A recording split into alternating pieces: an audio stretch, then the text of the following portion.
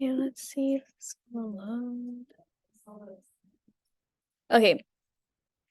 Yeah, so this is a 1 to 2 person project, and then here's some criteria. So you have to generate some data, and then you have to make a model to fit that data on. We'll talk about this like next week, so don't like worry if you don't really understand what's going on right here. Then you have to reduce the data, which I'll also show you how to do. Then you'll do a fit. You'll fit your model to the data, and then you'll fit your model to some outside data, like real data. And then you'll explain why it works, and then you'll write a report, 2 to 3 page. This is like a really great like data science, data analysis project, but it utilizes a lot of stuff that you will need to know in upper division astro classes. Also, this is like a really nice thing to put on a resume if you want to go into like coding and stuff. Highly recommend taking time to do this and like making a really nice project. So the first component of the final project is your proposal. So basically you'll be outlining how you plan to complete these 4 things. Like I said, we won't be talking too much about these until next week. So don't be too worried if you're unsure how to start this. You can always come to us for office hours. Yeah. And then talked about the project, the report. It'll be 2 to 3 pages. It's really similar to what you put in the proposal, but it should be pretty different in that like when you wrote your proposal, you hadn't started, but when you do the report, you have already finished. So there's like a lot of things you can add and talk about. And then we will also talk more about the expectations for the report towards the end of the semester. And then a timeline. Today, we introduced the project. Then in 2 weeks, November 3rd, your project proposals are due. And then we have 3 work days in class, just so you guys have time to do it outside of so you guys have time to do it. And like we are gonna make you actually do the project, so like you actually do it and not spend like the night before doing the project, because I would not suggest doing that. So there's like lots of things to think about for this project. And then on December 1st is when the final project is due. That is the last day before RR week, so that Friday. So this is your timeline. Yeah, and we'll basically in the next couple of weeks, we'll talk to you guys or teach you guys a lot of different ways and methods that you can use for your project that will be extremely useful. So yeah, are there any questions right now?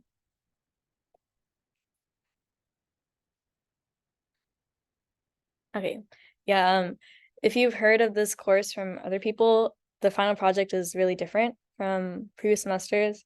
So like previously you could do whatever you wanted, but now we're like, oh, we should probably have an actual like set project. But what's nice about this is you can do whatever you want basically, but you have to just follow these 4 guidelines. But if you do have a really interesting project that you do want to work on, you can always talk to us about it and we'll see if that's possible. Okay.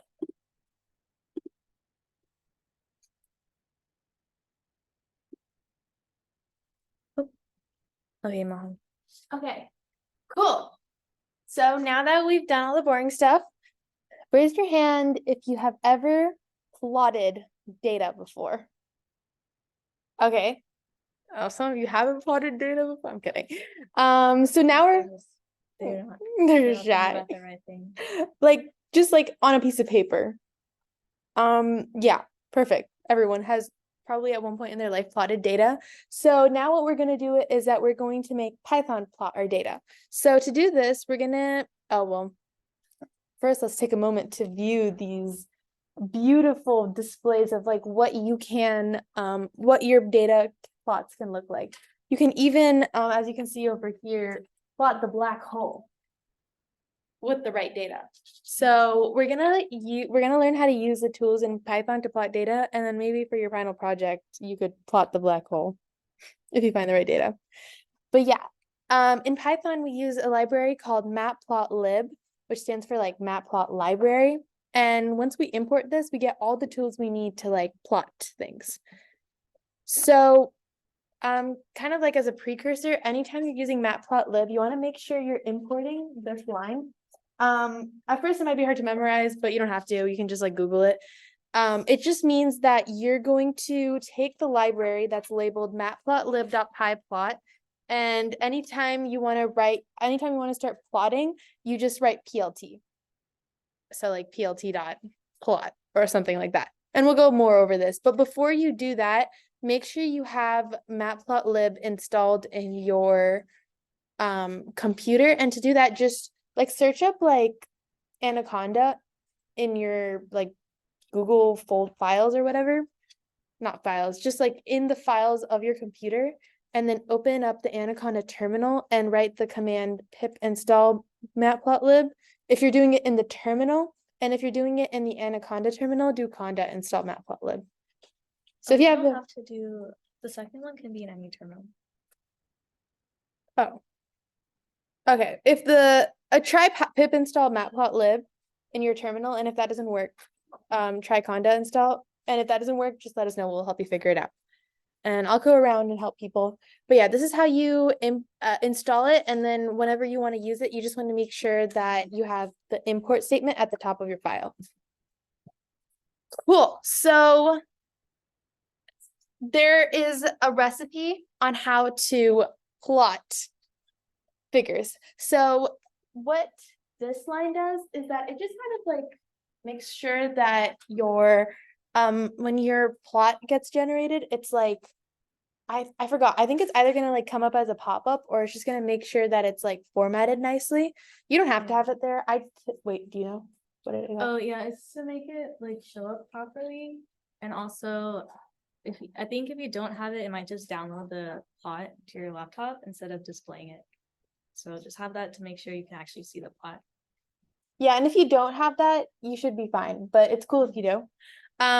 Where it gets important is line 3, which is making sure that you have making sure that the import statement exists in that file. If you don't have it, you'll get a bunch of errors.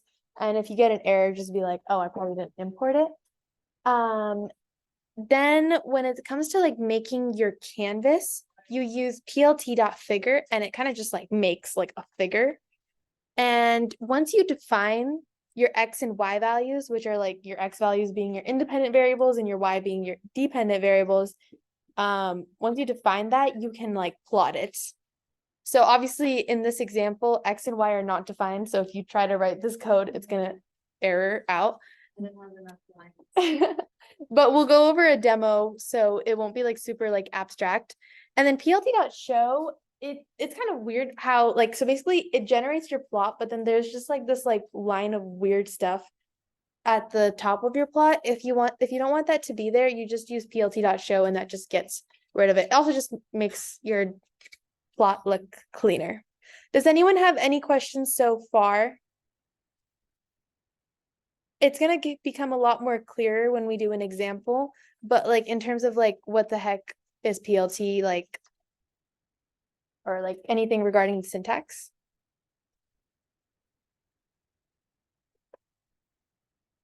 Okay, cool. So as astronomers, and even if you're not an astronomer, just somebody who's making a graph, you want to make sure that you're labeling your plots so people understand what the freak you're trying to tell them.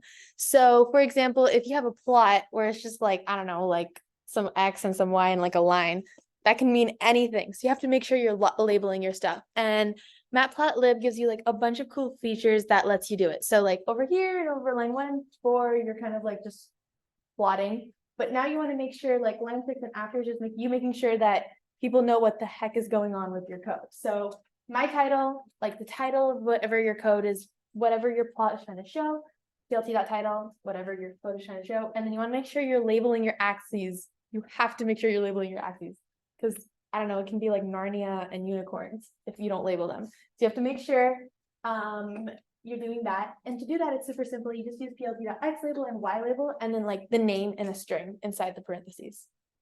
And sometimes when you're plotting, if you're plotting like multiple lines, you can like label each line, and we'll show examples. And you can, when you label each line, you want to make sure that the viewer knows what each different line means. And you can use plt.legend, which will make like a little legend box showing what each line that you just plotted meant. So that's really cool. And then plt.show is just to make it look, to show it. So you can show it to the world and people can read your code properly. Any questions so far? Okay. I think the next slide is a demo. Okay. Okay, so based on what we just learned so far, we're going to do a little demo. Okay, yeah, so if any of the install lines in your terminal didn't work, just use one of these, or just use these in succession. Okay, so first things first, we have to import. So usually when you're plotting, you're almost always going to have NumPy somewhere. So you should always import NumPy just in case. Import NumPy as NP, then import matplotlib.pyplot as PLT. Okay. Also, if you have issues with the squiggly, like if it's giving you a squiggly line right here, do Command or Control Shift P, then search up Python, select interpreter, and switch to either the conda or the base environment, and that should fix the issue. Okay, so let's make some values for X and Y values. So I'm just gonna make some X values using the arange function. And then for our Y values, we're gonna use a function that you guys should all know, the sign function, because then like we can easily tell if our graph is correct or not. So to use the sign function, we do np.sign, and then the input is the X values. And since the NumPy function, it can take in an array of values. So we can simply pass in X. Okay. And now we want to plot the values. So we'll start off with plt.figure. And then plt.plot. And we'll just say X, Y. And then of course we need some labels. So we'll do plt.title, sign graph. Then, wait, can people in the back see? Okay. plt.x label, X values, 0 to 100. And then plt.y label, I don't know, sign of X. And then lastly, plt.show.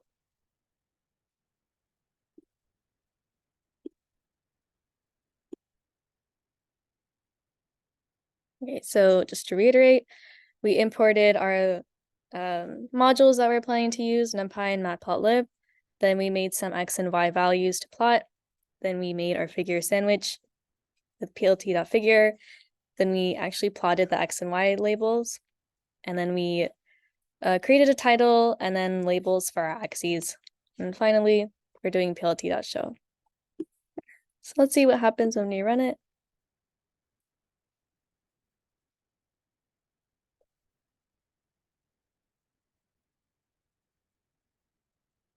This is our graph, guys. It's gonna look strange.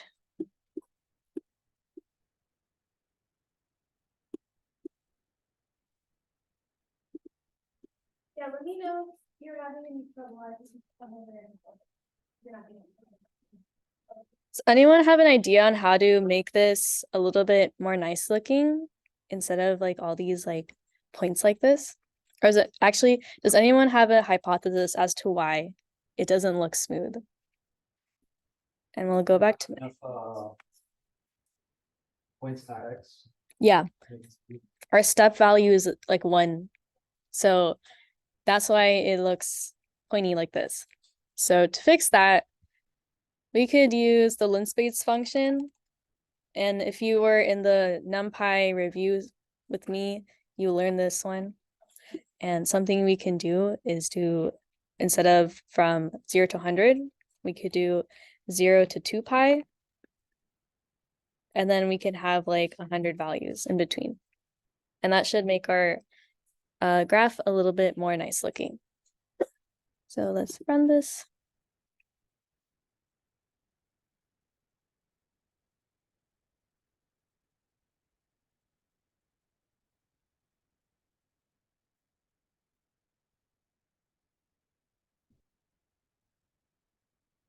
This one's taking a while. Oh, okay, yeah. So now it looks a lot better. Okay.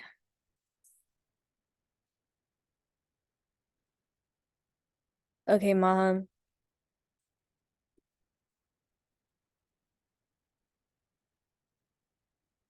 Okay, I can also do this part.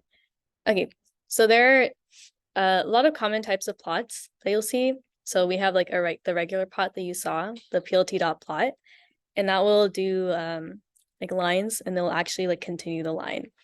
Then there's scatter plot, just like this. So it'll plot the points, but it won't connect any of the points together. So sometimes this one might be more useful than your regular plot. And then there's also a bar plot. So basically like type of histogram where it plots stuff like this. So depending on what data you have and what you're trying to show through the plot, it'll depend, your plot will depend on that. So maybe when you're starting out like with your projects, you can try different plots and see what makes most sense to you.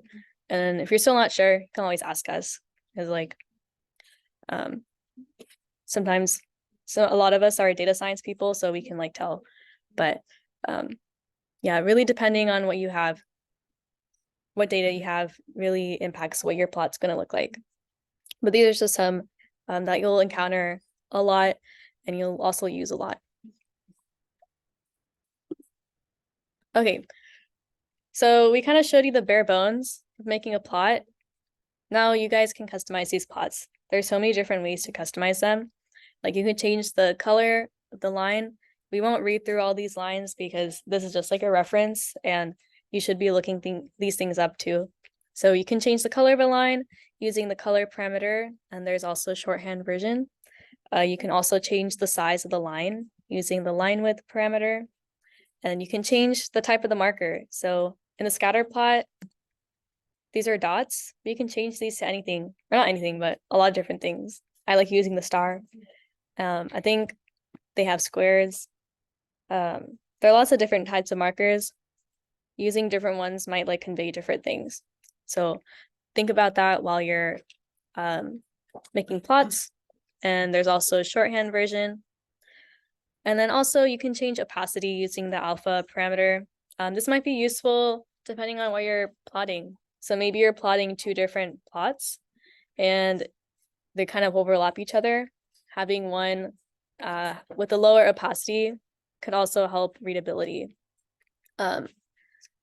So using these things are really important with plots because a plot is basically what you use to communicate with people who don't know like technical knowledge of what you're trying to convey. Plots are used to share knowledge with everybody, regardless of their knowledge on the subject matter. So making nice plots that look good and easily convey what you're trying to show is incredibly important, especially if you want to use this for your career final project. If you want to show it to a recruiter or something, like they'll only look at things for like 10 seconds max. So like having a nice plot that very accurately shows what you're trying to convey is very important. Because then like if it's a nice plot, I know all of us, we see nice plots, we're like, oh, that person knows what they're doing. But like if you see an ugly plot like this one, like this is so boring. Like nobody wants to look at this plot. Somebody like decked out the sign graph. Like, whoa, that looks so cool. But yeah, so make sure you actually There's so many different ways to customize plots too. Like you can import the ways like the New York Times does their plotting. It's really cool. Like look that up on your own.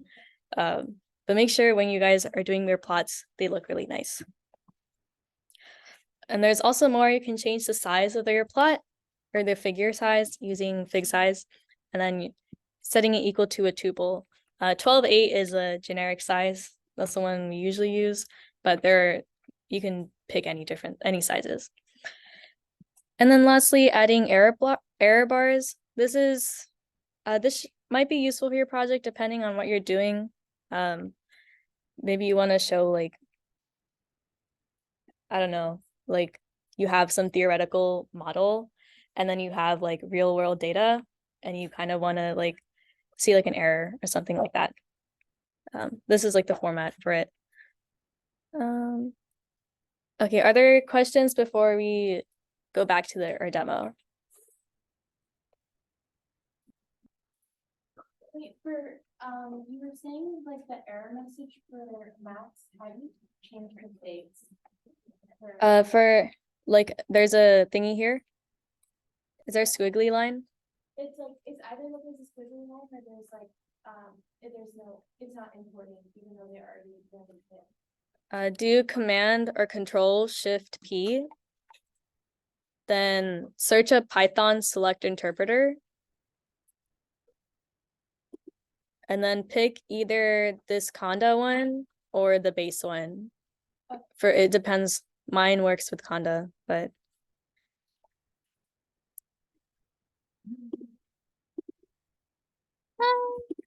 I can't get out of here. Okay, so let's go back to our demo and we're going to make things look nice. Let's make some new values. Let's just say we want to do like the x squared function. So we'll just say, and we'll do the positive x squared. So let's just say our x values are the same thing as before. So np dot linspace 0 to 2 pi, and then np dot pi, and then we want 100 values. Okay, and then we want to do x squared. So we'll just set y equal to, oh, maybe I should make this a different variable.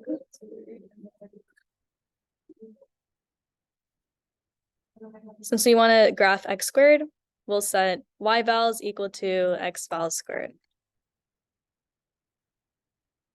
Okay. And then we want to plot new values. So plt.figure. And then let's do our fig size. 12.8. Then, I don't know, maybe we can use, no, let's use our regular plot. So plt.plot, and then x vals, y vals, and then let's put our regular title and stuff. Title, graph of x squared, plt.x label, x value 0 to 2 pi, plt.y label, x squared. And then let's do some customization. So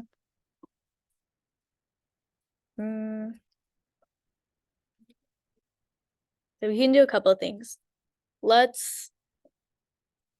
Since we're doing a plot, we can change the line width. Line width equal to, let's just say 2. And then let's also change the marker. So I'm actually gonna go back here so we can look up some markers. Matplotlib markers. Because they have like so many. Like look at all of these. Who's gonna use the try down? Not me. But Let's see. Anything catch anybody's eyes?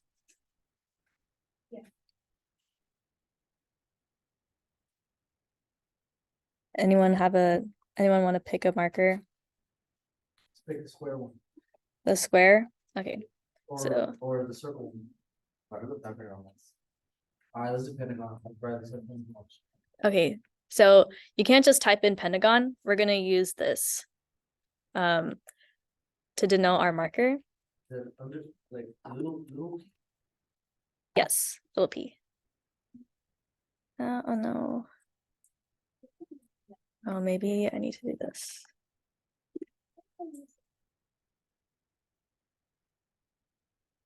Okay. And then let's also change the color. So let's look at different colors. Matplotlib colors. Okay, so these are the basic ones. We have like blue, green, red, cyan, magenta, yellow, black, and white. And then they also have like extra colors. This might require some like importing stuff. And then there are even more colors. Like look at all of these. If you really wanted to, you could definitely use a lot of these colors. There are a lot of colors. Let's just pick one of these. Anyone have a preference? Yeah, red. Or, this is Y for the gold one. Y is gold, right? Why is yellow? It's yellow, not gold. It's kind of like a yellow green even.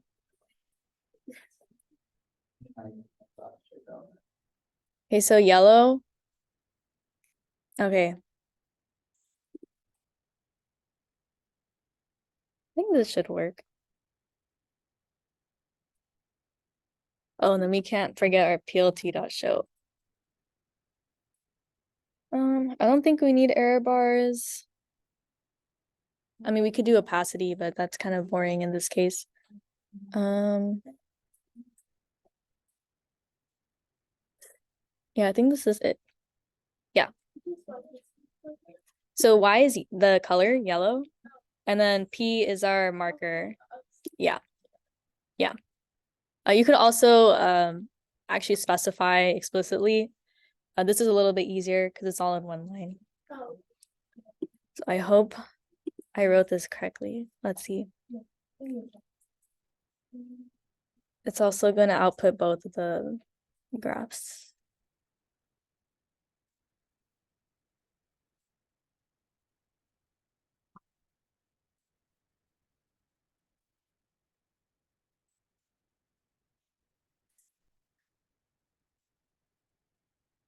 That was one of them. I might need to. Okay, this is our graph.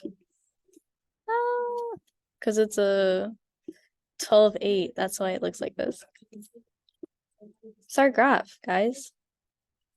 It looks very cute.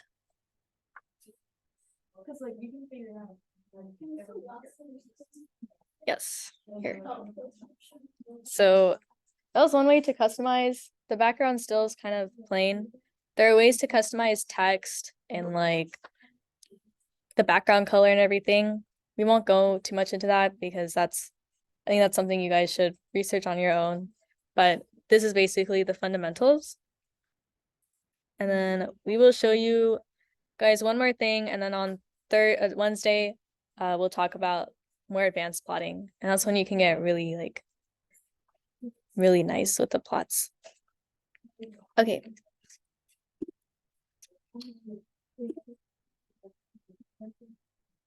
Okay, so now we're going to talk about subplots. This is nice if you don't want to plot things on the same figure, but you want like multiple graphs together. Yeah, they're basically multiple plots in one figure, but not on the same graph. So like, I don't know if you wanted to show like x squared and x cubed and x to the fourth and x to the fifth, all in like 4 different plots, you can do that.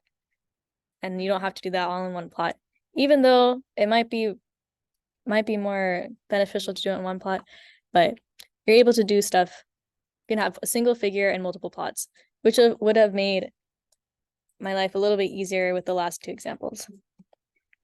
So this is how you make a subplot. You initialize a figure, but it's a little bit different. You say fig and axis. You can name it whatever you want, but this is like standard notation.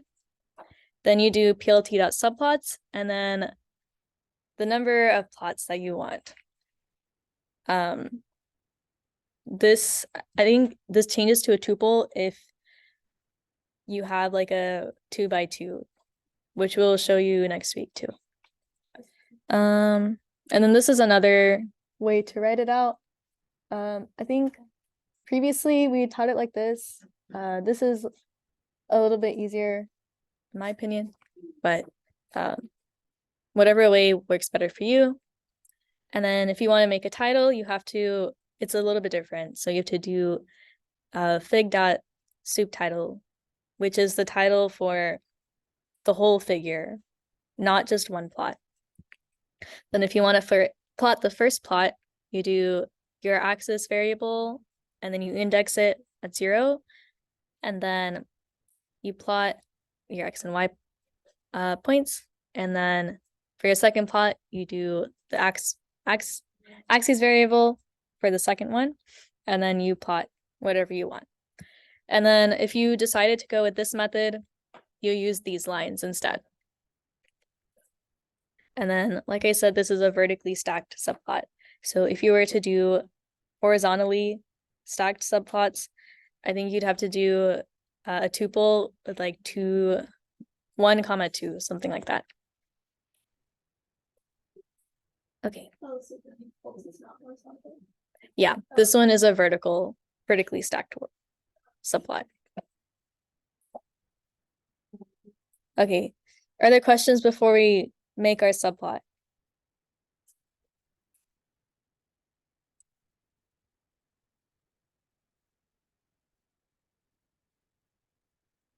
Okay.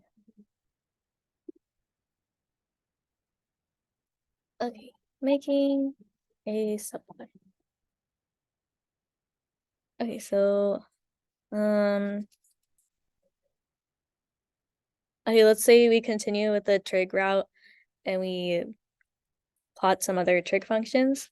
So let's just say our inputs are equal to, we'll make another linspace.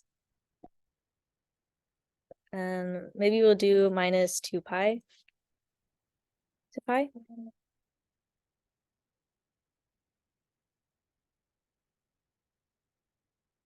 And then we'll have maybe 1,000 values this time. And then we're gonna have let's have two functions. So let's just say f is equal to np dot cosine for our inputs. G is equal to np dot tan for our inputs.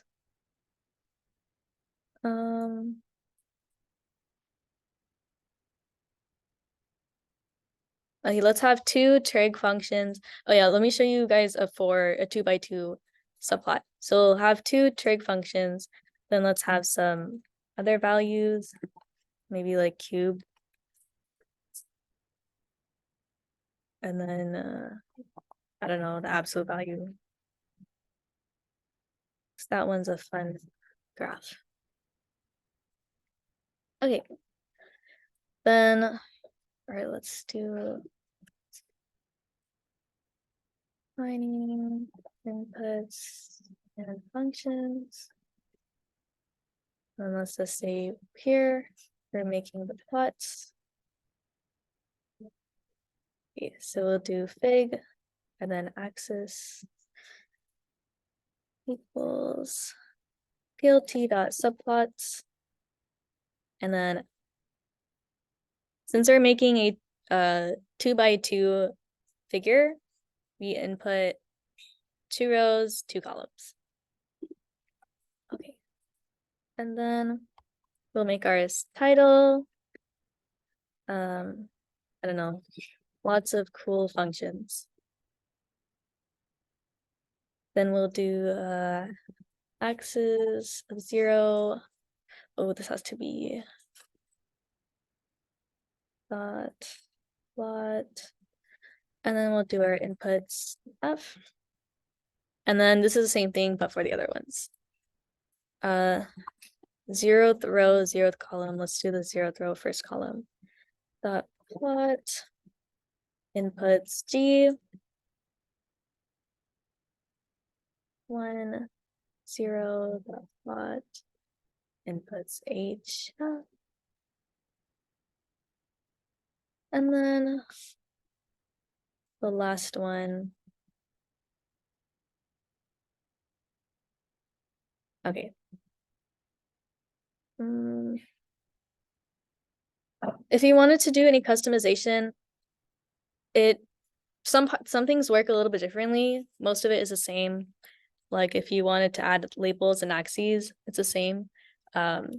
There's some differences when it comes to if you want to customize each individual plot, then you might run into some issues that many people have run into on Stack Overflow.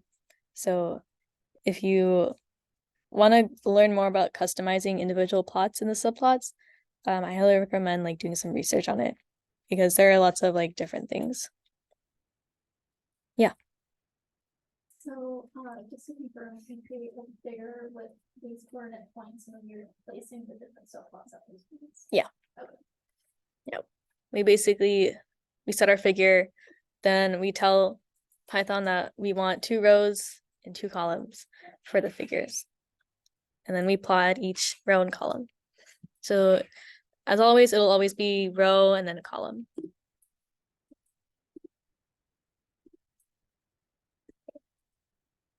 Oh, I might have to exit out of this.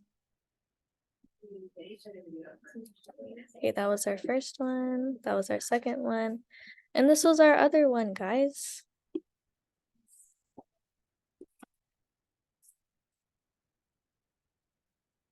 Kind of funny. This one's cosine.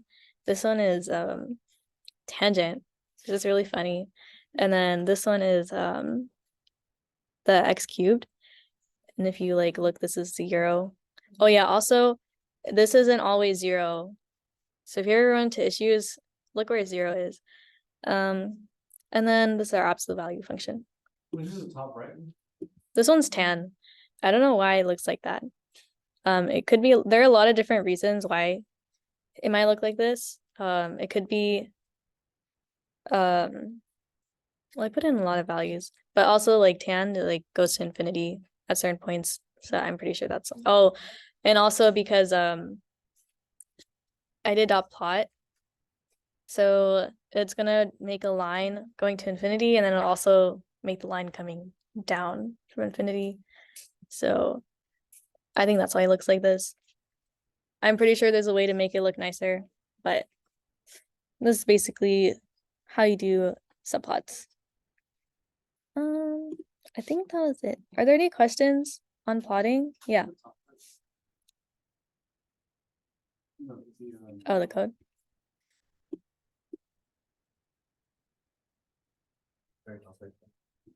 Hmm? Oh, okay. This is also going to be on the pages for today.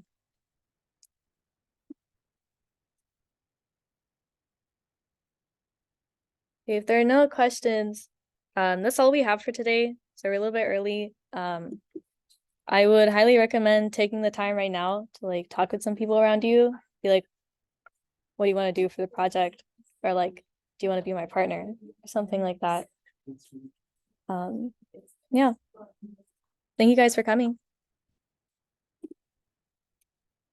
Bye.